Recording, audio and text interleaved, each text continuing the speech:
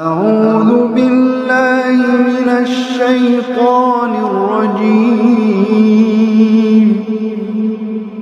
بسم الله الرحمن الرحيم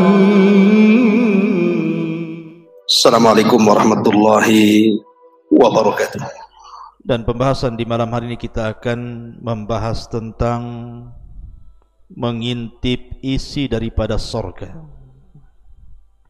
Ada apa sebenarnya di sorga itu?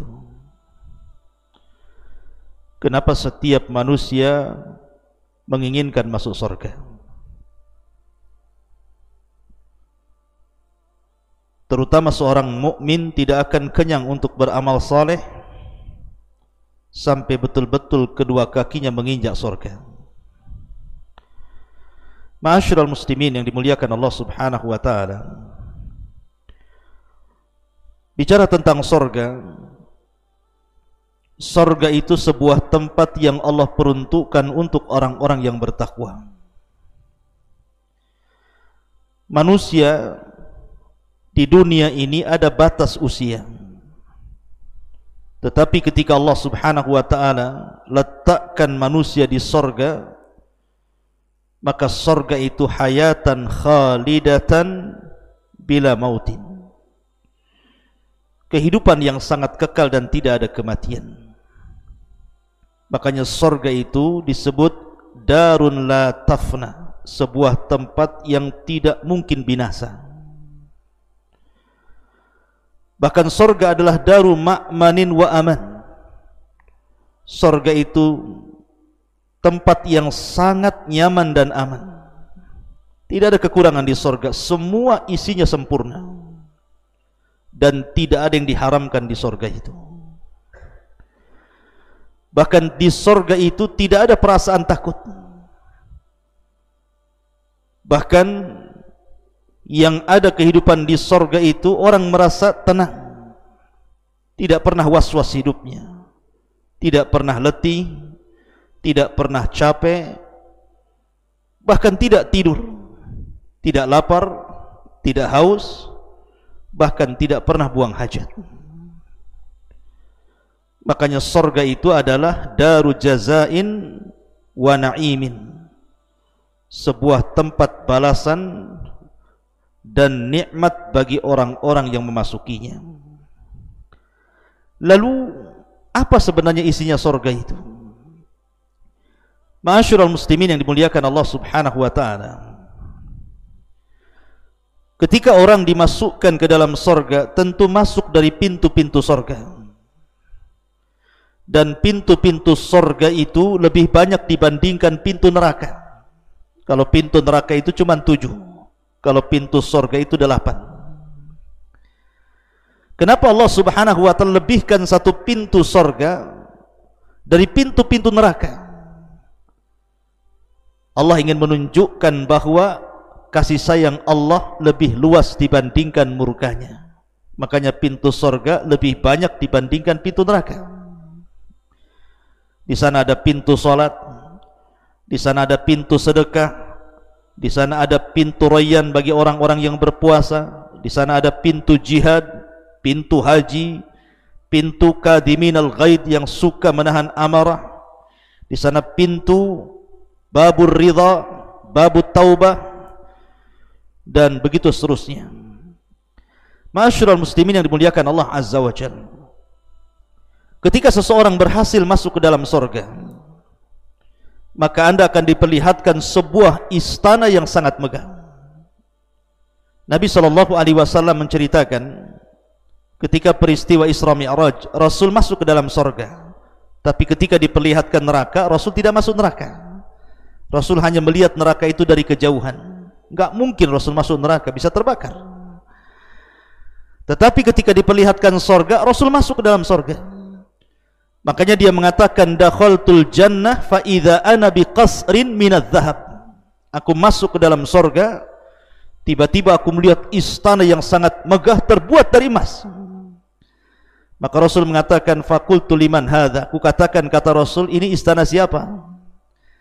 Maka dikatakan li rajulin min Quraisyin, ini istana punya anak muda dari Quraisy. Kata Rasul, fadhanantu annahu ana. Jangan-jangan itu saya, karena saya orang Quraisy.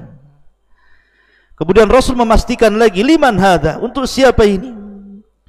Kemudian malaikat mengatakan, li Umar ibnil Khattab radhiyallahu an. Ini istananya Umar ibnil Khattab.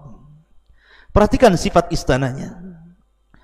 Dalam sebuah hadis yang disahihkan oleh Syekh Nasiruddin Al-Albani rahimahullahu taala, ketika seorang sahabat datang kepada Rasul kemudian bertanya tentang surga. Qulna akhbirna an bina'il jannah ya Rasulullah. Kabarkan kepadaku Rasul tentang bangunan-bangunan surga itu seperti apa? Kata Nabi sallallahu alaihi wasallam, labinatun min dhahabin wa labinatun min fiddatin. Satu bata untuk membangun bangunan di surga itu terbuat dari emas. Kok di pondok kita ini pakai bata kok hitam lagi. Kok di surga itu batanya saja dari emas. Kemudian walabinatun min fiddatin. Satu bata yang lain terbuat dari perak. Kemudian milatuha al-misku. Kemudian lantainya berupa minyak kasturi yang sangat harum. Lantainya saja harum. Kemudian waturbatuha za'faran, tanahnya berupa za'faran. Wa hasba'uha al-lu'lu' wal yaqut, kerikilnya itu berupa mutiara dan permata. Kalau di sini kerikil batu lah kan begitu. Kita lihat batu itu. Berapa lori itu kita butuh batunya. Ini kerikilnya berupa mutiara dan permata, bayangkan. Man yadkhuluha yan'am wa la yab'as wa yukhallad wa la yamutu wa la tabla thiyabuhum wa la tafna shababuhum.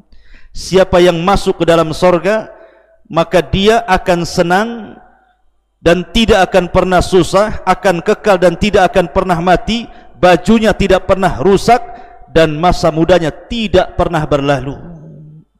Karena penduduk surga itu usianya sama dengan Isa ketika diangkat ke langit, 33 tahun. Mari lihat istananya yang begitu indah itu, terbuat dari emas perak, terbuat dari mutiara-mutiara, dari za'faran, dari misik. Bagaimana kamar-kamarnya? Kita masuk ke dalam istana, maka digambarkan oleh Nabi sallallahu alaihi wasallam, inna ahlal jannah la tarawna ahlal ghurafi min fawqihim kama tatara'awna al-kawakibad durriyah al-ghabira fil ufuki minal masyriqi awil maghrib litafadul bainahum. Kata Nabi sallallahu alaihi wasallam, sungguh penduduk surga itu saling melihat dengan penduduk surga yang lainnya dari kamar atas mereka. Jadi mereka saling melihat sebagaimana mereka melihat bintang-bintang yang bersinar terang di ufuk sebelah timur dan barat, dikarenakan perbedaan keutamaan di antara mereka.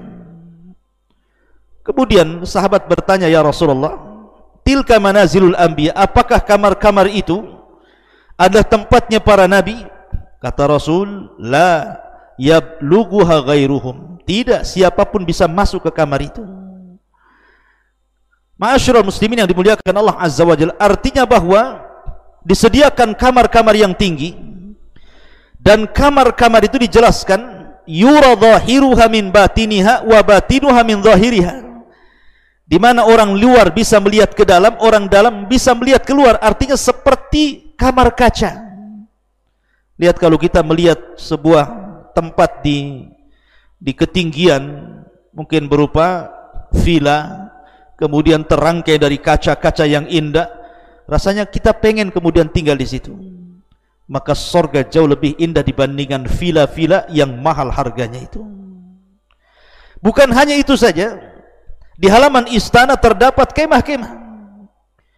Kata Nabi sallallahu alaihi wasallam, inna lil mu'min fil jannati la khaymatun min lu'lu'in wahidatin mujawwafatin tuluha sittuna milan walil mu'mini fiha ahlun yatufu alaihimul mu'min fala yara ba'duhum ba'dah. Sesungguhnya bagi seorang mukmin itu diberikan satu kemah di surga yang terbuat dari mutiara yang berongga, panjangnya 60 mil, dan bagi setiap mukmin disediakan beberapa istri yang selalu digilirnya, di mana masing-masing istri tidak bisa melihat dengan yang lainnya. Ma'asyiral muslimin yang dimuliakan Allah Subhanahu wa taala, itulah surga. Memiliki pemandangan yang luar biasa, ada dipan-dipan yang tinggi yang diliputi kebersihan, kesucian. Di sana ada gelas-gelas yang suci yang disediakan untuk diminum, tidak perlu meminta, tidak perlu dipersilahkan. Bantal-bantalnya, tilam-tilamnya bertelekan di mana-mana, karpet-karpetnya, sajadah-sajadahnya terhampar di mana-mana, dan perhiasan-perhiasannya bergemerlap di mana-mana, sehingga orang yang duduk senang di situ. Itulah surga. Masyarul muslimin yang dimuliakan Allah Azza wa Jalla, bahkan di surga itu juga ada pasar. Kata Nabi SAW, inna fil jannati lasuqan ya'tuna kulla jum'atin. Di surga itu ada pasar. Kita datang ke pasar itu setiap hari Jumat. Di dunia disebut Yaumul Jum'ah, di surga disebut Yaumul Mazid namanya. Maka siapapun yang datang ke pasar kemudian pulang, maka badannya akan lebih muda, lebih tampan, lebih segar, sehingga istri-istri yang menyambut di istana-istana itu mengatakan, laqad izdaztum husnan wa jamala. Sungguh wahai para suamiku, engkau semakin tampan dan semakin indah. Kata para suaminya, begitu juga kalian semakin indah dan semakin cantik. Ma'asyiral muslimin yang dimuliakan Allah Subhanahu wa taala, selain itu juga di sekitar surga itu ada sungai. Ada sungai-sungai yang banyak. Di sana ada namanya Nahrul Kautsar, Telaga Kautsar yang diperuntukkan untuk Nabi sallallahu alaihi wasallam. Kemudian juga di situ ada Nahrun Baidah. Nahrun Baidah ini khusus bagi para syuhada. Sungai Baidah ini khusus bagi para syuhada. Ada namanya Nahrun Barik, Sungai Barik, dan ini khusus bagi mereka orang-orang yang senantiasa memperbanyak zikir kepada Allah Subhanahu wa taala. Bahkan di sana juga ada Nahrani Batinan. Ada dua sungai yang disebut dengan batinan, yang tersembunyi. Sebagaimana ketika Nabi SAW Isra Mi'raj, Rasul diperlihatkan 4 sungai, 2 Nil dan Efrat. Kemudian yang kedua batinan, 2 sungai yang tersembunyi yang berada di surga. Bahkan di sana ada sungai yang berupa laban lam yataghayyar ta'mu. Jadi sungai ini susu semua, tidak berubah rasanya. Kemudian ada sungai min khamrin ladzatil lisyaribin, ada sungai semua alirannya minuman keras semuanya, semua khamar, tapi lezat bagi para peminumnya. Kemudian juga di sana ada sungai min asalin musaffa, madu yang sudah diperas sehingga madu ini sangat jernih sekali. Dan di sana juga ada sungai yang betul-betul airnya sangat jernih sekali, yang susah didapati di dunia. Kita mencari air jernih itu harus beli, tapi di surga tinggal nyiduk saja. Bukan hanya sungai-sungai saja, di sana ada mata air. Ada namanya Ainu Tasnim, mata air Tasnim, yang Allah Subhanahu wa taala firmankan, yusqauna mir rahikim makhtum khitamuhu miskun wa fi dzalika falyatanafasil mutanafisun wa mizajuhu min tasnim. Jadi ada mata air yang namanya Tasnim. Jadi mata air Tasnim ini mata air yang sangat indah sekali. Kemudian ada mata air Kafur namanya, dan dikhususkan bagi orang-orang yang banyak berbuat kebaikan. Innal abrara yashrabuna min ka'sin kana mizajuha kafura. Sesungguhnya orang-orang yang abrar, yang baik, mereka akan minum dari gelas setiap dari mata air diambil dari mata air Kafur. Kemudian juga ada Ainun Zanzabil, air jahe. Tentu beda air jahe dunia dengan surga. Wa yusqauna fiha ka'san kana mizajuha zanjabila, zanzabil jahe. Kemudian ada Ain Salsabila. Ain Salsabila, mata air Salsabila, juga disebutkan dalam Al-Quran, Ainan fiha tusamma Salsabila. Kemudian ada Ainun Tahur, wasaqahum rabbuhum syaraban tahura. Di sana juga al-ainu, ada mata air yang al-jariyah yang mengalir, ada mata air nadzohah yang muncrat dari bawah ke atas gitu ya. Jadi indah sekali surga itu. Jadi ada sungai-sungainya, ada mata airnya, bahkan ada kebun-kebunnya. Ya, ada kebun-kebunnya. Di sana ada syajaratun tuba, pohon tuba namanya. Kata Nabi SAW, tuba lil ghurabah, beruntunglah bagi orang-orang yang asing ketika membela sunnah. Ada yang mentafsirkan tuba itu adalah syajaratul jannah, sebuah pohon di sorga, yang kalau seandainya Anda berjalan di pohon tuba ini 100 tahun dengan kuda balap, maka tidak akan hilang naungannya. Di sana ada sidratil muntaha, ada pohon sidrah bidara, puncak daripada ilmu makhluk sampai di sidratil muntaha. Kemudian di sana banyak pohon, berbagai macam pohon yang sangat rindang, yang batang-batangnya terbuat dari emas dan juga dari perak, dan buah-buahan sangat banyak. Di dalam pohon itu banyak buah-buahan. Sebagaimana Allah Subhanahu wa taala mengatakan, min kulli faqihatin zaujan. Banyak buah-buahan yang bermacam-macam. Kemudian juga faqihatin mimma yatakhayyarun, buah-buahan sesuai dengan yang mereka kehendaki. Kemudian juga Allah mengatakan fiha faqihatun wan nakhlu dzatul akmam. Kemudian juga Allah mengatakan faqihatun wa nakhlun war rumman. Banyak sekali ayat-ayat yang Al-Qur'an yang menjelaskan tentang banyaknya buah-buahan di sorga itu. Dan anehnya ada kemiripan buah-buahan di sorga dengan buah-buahan di dunia. Seperti rumman. Rumman itu delima, di dunia ada delima, di sorga pun ada delima. Inab, anggur, di dunia juga ada anggur, di sorga juga ada anggur. Nakhil, kurma, di dunia ada kurma, di sorga juga ada kurma. Mauz, pisang, di sorga ada pisang, di dunia juga ada pisang. Dan banyak lagi makanan-makanan atau buah-buahan yang ada di dunia, ada di sorga. Tetapi kemiripan ini hanya sekedar nama, bukan hakikat, karena sorga itu mala ainun ra'at wala udhunun sami'at wala khatara ala qalbi bashar.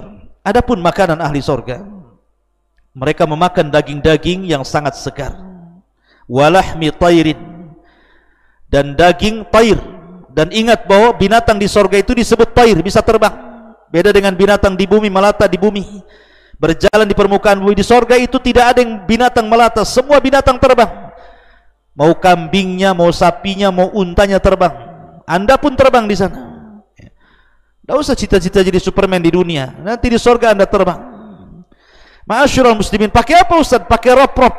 Orang akan diberikan rop-rop masing-masing, diberikan sayap masing-masing sehingga bisa terbang ke sana kemari. Makanya disebut Ja'far itu at-tayyar. Ja'far at-tayyar. Ketika Ja'far berperang, kemudian patah tangan kanannya, ditebas tangan kirinya sehingga tidak punya tangan kedua-duanya, maka Allah gantikan kedua tangan dengan sayap, sehingga Rasul menyebutnya at-tayyar, Ja'far yang akan terbang di sorga sesuai dengan kehendaknya. Dan yang pertama kali dimakan penduduk sorga adalah kabidil hut, hatinya ikan paus. Ma'asyiral muslimin yang dimuliakan Allah Subhanahu wa taala. Adapun sifat ahli sorga, jadi kalau Allah takdirkan Anda masuk ke dalam sorga, maka Allah Subhanahu wa taala akan bentuk Anda ini kasurati abikum Adam. Pertama, seperti bentuk bapak kita Adam. Seperti bentuk bapak kita Adam. Berapa tingginya? 60 hasta, lebarnya 7 hasta. Kemudian yang kedua, kata Nabi, yadkhulu ahlul jannah jurdan murdan. Jadi penduduk sorga itu kalau sudah masuk ke dalam sorga, maka keadaan rambut mereka pendek dan juga jarang, seakan-akan dalam kondisi pendek, tidak gondrong gitu bahasa kitanya ya, sehingga rapi gitu ya. Kemudian juga mata mereka bercelak ya, sehingga pandangan mereka tajam gitu ya. Kemudian juga murdan, mereka bahasa kitanya mungkin seperti anak kecil yang memiliki kulit yang halus. Itulah penduduk sorga. Dan hati mereka afidatuhum mislu afidatit tayr. Jadi hati mereka itu seperti hati seekor burung, tidak ada dendam di antara mereka. Wa naza'na ma fi sudurihim min ghillin ikhwana. Jadi mereka itu bersahabat, tidak ada yang dendam, tidak ada yang hasad, tidak ada yang bermusuhan, tidak ada caci maki. Semua kalimat di sorga itu salam, keselamatan. Bahkan pakaian di sorga itu kata Rasul, man yadkhulul jannah yan'am wala yab'as wala tabla thiyabuhu wala tafna syababuhu. Orang yang masuk sorga itu maka diberikan kenikmatan dan tidak pernah diberikan kesusahan, dan baju-baju mereka tidak pernah usang sama sekali. Begitu juga muda mereka tidak pernah tua.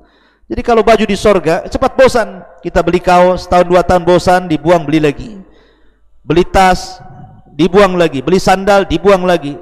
Dunia ini tempat bosan. Beli apa saja pasti ada bosannya. Tapi di sorga itu tidak akan ada bosan, karena memang pakaiannya tidak pernah usang. Dan semakin hari semakin indah, semakin hari semakin baik, sehingga kata Nabi SAW, la tabla thiyabuhu wa la yafna syababuhu. Ma'asyiral muslimin yang dimuliakan Allah Subhanahu wa taala. Kemudian yang Anda harus pahami, sorga ini memiliki tingkatan-tingkatan. Syekhul Islam Ibnu Taimiyah rahimahullahu taala ketika menjelaskan tingkatan-tingkatan sorga, beliau mengatakan bahwa tingkatan sorga itu sejumlah ayat dalam Al-Quran 6.500 lebih. Ketika dia memahami hadis Nabi SAW, Iqra wartaq warattil kama kunta turattil fid dunya fa inna manzilataka inda akhiri ayatin taqra'uha. Bacalah, tartilkan bacaanmu, naik sana, pilih tingkatanmu di sorga, karena akhir tingkatanmu di sorga sesuai dengan ayat yang kau baca di dunia. Kata Syekhul Islam, beristimbat dengan hadis ini bahwa tingkatan di sorga itu sejumlah ayat dalam Al-Quran. Lah dari sejumlah ayat dalam Al-Quran, Allah khususkan 100 tingkatan bagi para mujahidin fisabilillah. Dan satu tingkatan ke tingkatan berikutnya sejauh langit dan bumi. Dan semakin tinggi sorga, semakin indah. Semakin tinggi, semakin indah. Dan sorga yang paling tinggi disebut dengan Firdaus. Kata Nabi SAW, idza sa'altumullaha fas'alul firdausil a'la fa innahu a'lal jannah wa fawqahu arsyur rahman. Kalau minta sorga jangan tanggung-tanggung, minta sorga Firdaus, karena sorga Firdaus sorga yang paling tinggi, atapnya langsung arsy Allah Subhanahu wa taala. Kemudian di sana ada makom, ada tempat yang sangat indah disebut dengan makom, dan makom yang paling tinggi adalah makom Rasul yang disebut dengan makom mahmudah. Di sana ada makom wasilah yang diperuntukkan untuk Asiyah bintu Muzahim. Di sana ada makom fadilah yang diperuntukkan untuk Maryam bintu Imran, dan dua wanita ini akan dipersunting Nabi SAW kelak di sorga. Karena Rasul yang mengatakan wanita terbaik dunia hanya 4, Khadijah bintu Khuwailid, dan sudah menjadi istri Rasul di sorga. Kemudian Maryam bintu Imran belum menikah dan akan menikah dengan Rasul di sorga. Asiyah bintu Muzahim karena suaminya kafir Fir'aun, sehingga Fir'aun masuk neraka dan Rasul akan menikah dengan Asiyah bintu Muzahim.